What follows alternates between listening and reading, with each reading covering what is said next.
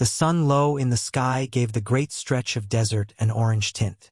As Alex navigated the harsh terrain, dust swirled in the light wind and the muted crunch of gravel underfoot was his only companion. He had set off on this solo voyage to capture remote oases and rough scenery. The beauty of the empty country caused him to forget the approaching night, which was magical in the aloneness. Still, beneath it all, his intuition got a tingling feeling of discomfort. Though the paradise was gorgeous, it harbored mysteries. Eons of changing sands murmured stories of lost travelers, illusions, and bygone spirits. Alex stopped to breathe deeply, cool, dry air capturing his lungs, a welcome contrast to the day's unyielding heat. His backpack included snacks, water bottles, and a few basic survival items. His camera was set to his side. He was ready. Maybe he was a bit too overcock. As he meandered farther into the dry terrain, the sun sank below the horizon and set the stars ablaze in a deep purple color. Under an old rock structure, Pinnacle Rock, he had named it, Alex set his tripod. He recorded the remarkable contrast of the jagged shapes rising against the twilight, but the weight of the calmness grew as he explored farther into the wasteland. Alex chose to camp under the infinite expanse that evening after photographing the stars, a canvas too lovely to unfathomable. He set a little fire. The crackling but warm flames countered the cold approaching shadows. He smiled at the flickering light after toasting a marshmallow, painting his surroundings in warm tones.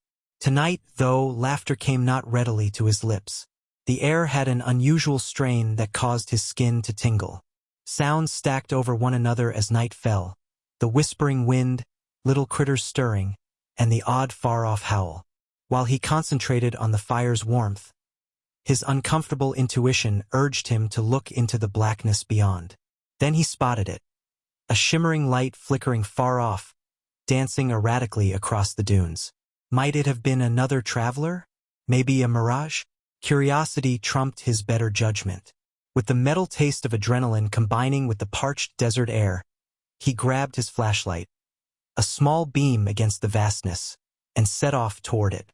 The light appeared to recede as he walked, tempting him to chase it farther into the core of the desert. The scenery changed quickly. Once a reassuring sound, the crackling fire vanished along with a drone, a gentle, humming noise pulsing under his feet. At the edges of his sight, shadows flicked in and out just as quickly. "Hello?" He hesitated as his voice echoed off the desolate stones. Caught in this dreamlike quest, he felt ridiculously isolated. The moon gave the desert floor an unsettling glow, highlighting its contours, and there it was once more, the flickering light, barely out of reach. Under him the sand moved as he pushed on, pooling and swirling. It hung on his shoes and yanked at him as though the desert itself wanted to engulf him whole. The air thickened, an old weight like whispered alarms finally bearing results. Though the words were silent, they yelled to turn back. When he at last surmounted a little dune, the shimmering light revealed itself completely.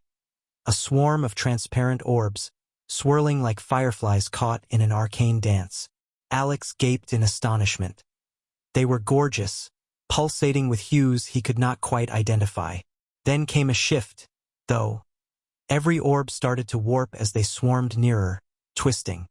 His bones vibrated with the humming sound rising to a maddening resonance as the air crackled. The orbs went out all at once, sending him into darkness. The world seemed excruciatingly frigid, and terror slashed at his chest. His feet shook under him.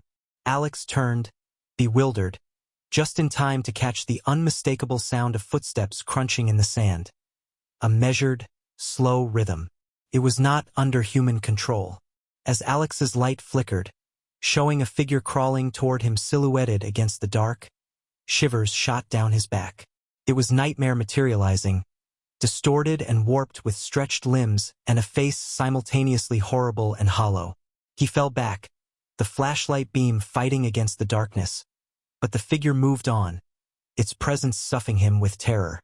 Within, Alex could sense whispers of light fluttering, shadows of the souls of the lost, residues trapped in this desert jail. The humming got stronger, as though it were chanting an ancient language full of sorrow and hopelessness. Heart pounding, Alex yelled, but the beast stopped and tilted its head as though to comprehend. As if the desert were seeking to ensnare him and provide him the comfort of oblivion, the air around him changed, became warmer, more inviting. He sensed it pulling at his thoughts, an insidious whisper offering acceptance. But at that moment, intuition took over. He whirled and took off, running back in the direction he thought would take him to his camp. The ground gave way under him, every grain of sand betraying treachery. The footsteps followed, louder, nearer, the pulse of fear filling the night. As Alex made his way past rock formations, the moonlight now his only hope, desperation tore at his throat. He found something shining on the black ground. It was more than that, though. It was a mirror, a shard reflecting starlight. The air changed once more as he lunged for it, and images burst his mind. Lost travelers, lifetimes devoured by these sands. Those who had succumbed to the eerie call of the desert. Ashamed of the weight of those memories, he gripped the shard firmly and drove forward. Relentless like the ticking clock of an unavoidable fate, the creature's footsteps resounded behind him. Just as he thought he would be devoured, he saw his tent, a blazing lighthouse of optimism against the vast blackness. One final push and he fell into the light, his breath seizing in his torso. The shadows loomed near at the edges, but the eerie drone of the desert fell mute. Alex turned toward the vacuum from which he had fled, the mirror shard shaking in his grasp. He could sense their presence, hovering just beyond the flicker of his fire, yearning for acknowledgement, for release. It was not over. He murmured, trembling his voice, "I see you. I will not allow you to be forgotten." As the figures withdrew, the blackness left behind a little warm touch against his skin. He had survived the desert's whispers of secrets and horrors.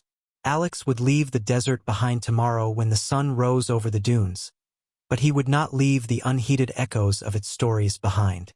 Sitting by the fire that evening, he pondered the delicate barrier between life and the lost souls of the desert, knowing at last that some stories would live on, buried among the sands, and the shard glinting next to him would need to be told.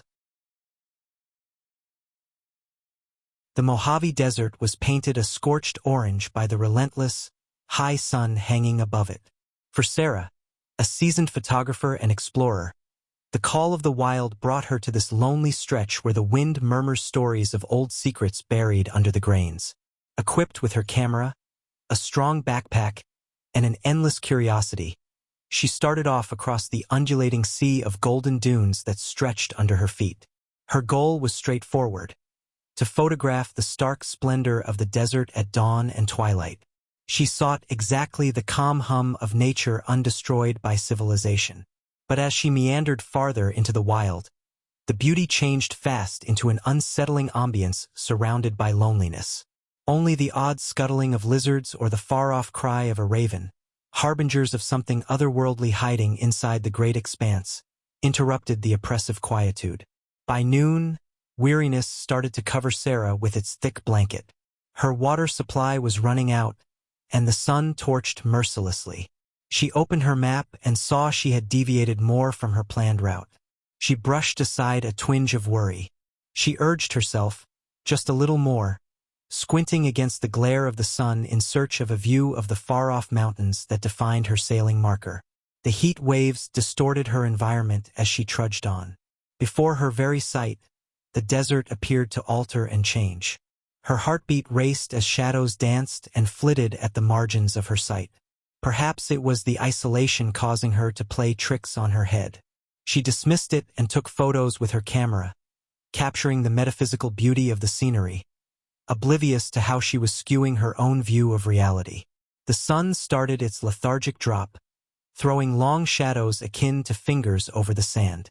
Sarah knew she ought to head back, but an unfathomable power dragged her farther into the center of the desert. The hair on the back of her neck stood on end as the atmosphere density increased, laden with an unsettling energy. The light altered the sky to a brilliant purple, and she shivered for the first time even though the summer heat was still. That evening, as she pitched camp among the dunes, the moon appeared, bold against the darkening sky.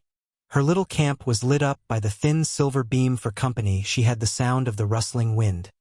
It appeared to bring along faint, inaudible remarks. In their magical beauty, the dunes seemed alive, their forms changing with each passing breeze. She couldn't shake the sensation that she was being watched as she sat by her tiny fire. She tried to dismiss the growing anxiety by saying, "It's just the dark." Her gut told otherwise, though. Finding comfort in the weight of her camera in her hands, she drew it close and shot some images of the moonlight on the sand. But then the whispers returned, more defined this time. They appeared to resonate from the same sands she was surrounded by. She grabbed her flashlight and swung it around her, double-checking for any signs of life, either animal or otherwise. The light caught the glistening sand grains, twinkling like stars. Nothing else moved. The whispers fled, replaced by an uncomfortable quiet. She settled into her sleeping bag, hoping dawn would provide clarity and a feeling of safety, shrugging off her fear. Sleep resisted her, though. Every change in the outside wind gave her chills down her spine. Stories of stranded travelers, wrong for madness as the sun took them of their sanity, flashed through her ideas. It reminded one of the solitude one might experience in the wild should one not be careful. Finally she fell asleep from tiredness. It was a restless night with broken dreams where hazy images floated across the darkness. She woke abruptly, panting, as a cold wave passed her tent. She looked around, frantically scanning the horizon, and shadows loomed huge as the fire had gone down to embers. Nothing seemed off, but her felt hollowed out by invisible eyes pushing into her. Sarah got up the following morning resolved to dispel her doubts with a quick walk. She loaded her equipment and set off deeper into the uncharted area of the dunes. She wanted to record the light passing the rough ridges as the sun was still low. But the scenery started to transform as she strolled. The sandscape's traditional rectilinear patterns grew into sophisticated arrangements appearing to infinitely stretch. Her like a shroud was confusion. Soon the sun's heat turned into a frigid cold seeping into her bones. Her skin erupted in goosebumps as the surrounding splendor turned into something sickening. The whispers came back, persistent and louder, entwined into cries she could almost understand. She froze as she understood she had lost all sense of which way returned to her tent. She spun in circles, her head frenzied. She sensed in her heart the intimacy of something evil, a presence hovering just out of sight. Will it show itself? Would the desert that promised her peace and adventure engulf her? Shadows flared at the edges of her vision, darting among the dunes like phantoms sent to torment her. Sarah stumbled onto an unusual formation. A circular clearing, smoothed out as if by something celestial, as day sank into evening. At its center was a shrine of stones, marked with weird engravings, a language she somehow unheard of. This was a trap established by something beyond her understanding, not just an ordinary sight. The whispers changed into howls, calling her name. Her pulse shot as she saw she had unintentionally disrupted something better left undisturbed. The dim sounds of the desert erupted into an orchestra of strange calls as night fell. She stumbled backward in fright, her breathing fast, as the shadows closed in. Panic shot. She sensed the heat drop as though the desert itself was expelling its breath into the night. The stones absorbed the moonlight into a throbbing, brilliant glow that flooded the clearing. She experienced a pull, an unrelenting energy drawing her toward the shrine. She shivered and moved closer, and as visions of fated travelers and lost souls filled her brain, an overwhelming feeling of terror swept over her. Captivated by the whispers, they had strayed never to come back. She was losing her hold on reality. Clarity broke her spirit. She realized then, the desert was a living entity that fed on the lost, the frightened, the inquisitive souls pulled into its hug, not only a dead wasteland. Rising to a cacophony overlapping her panicked thoughts, the whispers she turned and fled, running blindly across the dunes, begged her to halt. Every footfall felt like a siren call, tempting her closer to the blackness. She pushed on with every ounce of her will until the first light of dawn crawled over the horizon. Weary, she fell on a dune gasping for breath, the whispers fading. The night evaporated with the breath of the morning light. Driven by the light, she stumbled to her feet and faced the shrine again. The desert shone with unnatural beauty, grandeur eclipsed by the lack of all things living within. She eventually found familiar ground, her camp still firmly against the backdrop of the rising dawn. After what seemed like hours of searching, she packed her things and relief shot through her, aware that the desert had nearly taken her. It looked to be a lovely oasis, but buried under its surface lurked a gloom that gripped the very core of the spirit. The whispers followed her back toward civilization, a reminder of her time in the desert. Under a brutal sun, the desert stretched endlessly. Waves of heat warped the horizon into stunning delusions. Driven to this arid wasteland in quest of the lost city of Jazara, said to hold relics of an old civilization, Jonah, a seasoned archaeologist with sharp intuition for the unusual, had arrived here. His optimism flicked like the mirages in front of him with every hour spent crossing the dunes. One afternoon, while perusing deeper than ever previously, something strange drew his attention. A shining object half buried in the sand. To him, the way its smooth surface contrasted with the tough, gritty landscape seemed otherworldly. With shaking fingers, Jonah knelt next to it and wiped the sand away. What he discovered was a piece of glass, but not ordinary glass. It swirled with iridescent colors changing and dancing with the sunlight, generating brilliant reflections against the drab brown of the desert. Jonah had a flood of questions. He peered closely at its edges, observing the symbols engraved into its surface. Old inscriptions he found difficult to translate. It looked like the shard had been waiting for him, subtly calling out over the ages. Under a blanket of stars, Jonah pitched camp that evening. The shard sat menacingly next to him. Although he was weary, studying the object under the glow of a tiny flickering lantern sent a torrent of vitality flowing through him. The symbols seemed to be a script, a written language he had run across just once in his research of the Jazaran tablets. As he felt the etchings with his fingertips, a small humming started to emanate from the shard, vibrating his bones. As shadows swirled around him, the flames of his lantern flickering furiously sent a shiver up his spine. He searched, half expecting either someone or something to show up. Jonah abruptly sensed the ground below him change and the air tremble. He tightened his grasp on the shard. Then that is when it happened. From the earth, a plume of dust shot up like a spectral figure reaching for him. He watched in horror as a form started to materialize, an otherworldly silhouette of twirling sands with features hidden yet clearly human. Jonah fell back, heart thumping, as the ghost showed before him. Under the lantern's glow, its surface glistening like polished granite stood just still. But it felt fundamentally wrong, wrongness that whispered havoc and hopelessness into his head. A voice whispered from the winds swirling around him, threading through the quiet. Returning what is lost, it breathed.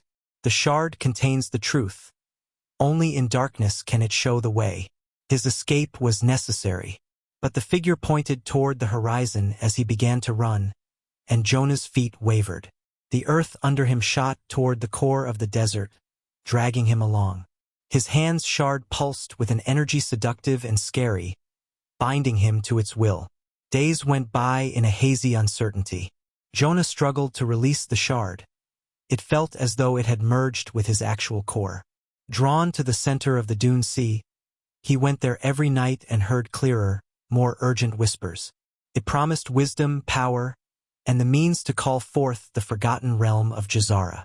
There was a cost, though one that lurked in darkness ready to be exacted. Jonah started seeing hallucinations as he approached his destination.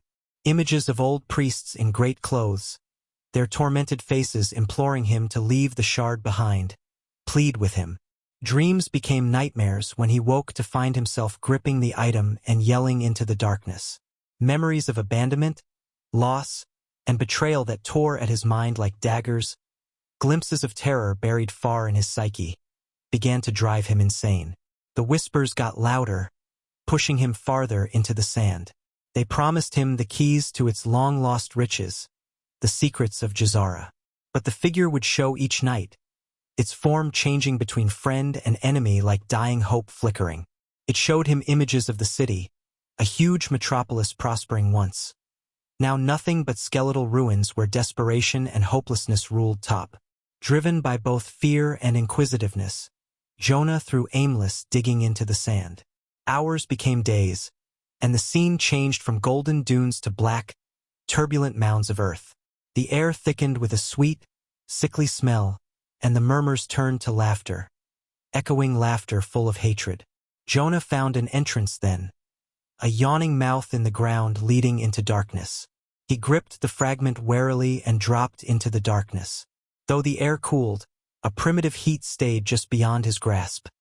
Terror gripped his heart like an iron chain. He discovered ancient markings, symbols matching those on the shard, along the walls as he negotiated the narrow passages. The more distortion, the echoes of lost screams surrounded him the farther he descended. Whispers became screams, echoing across the stone. Driven by insanity, Jonah pressed on until he found a large room full of darkness. In the middle was a large pedestal with pieces of damaged and shattering glass, like to the shard he had discovered but broken and distorted. The fragment in his hand burst with an exhilarating force as he neared, nearly as though it were magnetically drawn to the shattered bits. He set it on the pedestal with an instinct he could not explain. The chamber shook violently, and Jonah stumbled backward as flashes upon flashes of vision. An old civilization beset by greed, cursed by the very magic they had sought to command, flooded through his consciousness. A grand breaking, a battle against the darkness within, and at last the annihilation of Jazara. Once great city became merely ashes, a burial place for its sad aspirations. Just then the shadows melded into the apparition he had found, now towering more than life. The room echoed with chanting words of doom, a cacophony of voices.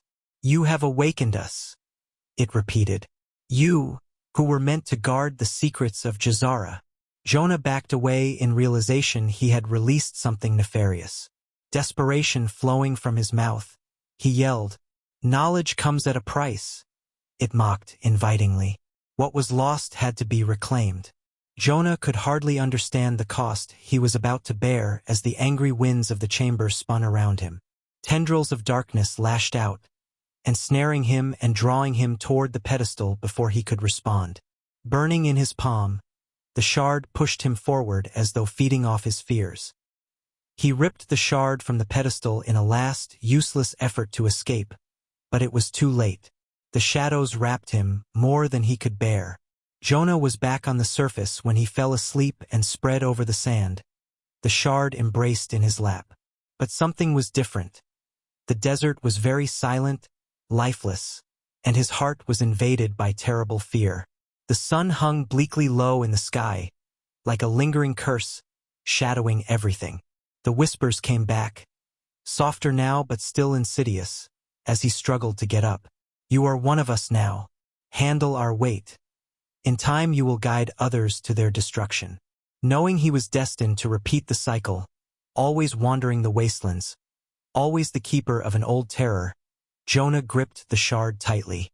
Deep inside his consciousness, he realized the shard was not just a relic but a prison for lost souls, caught in an eternal dance of misery and darkness, just waiting for a fresh host to reveal Jazara's secrets. And in that terrible awareness, Jonah's laughter broke the heavy silence as he became both the keeper and inmate of the terrible secret of the desert.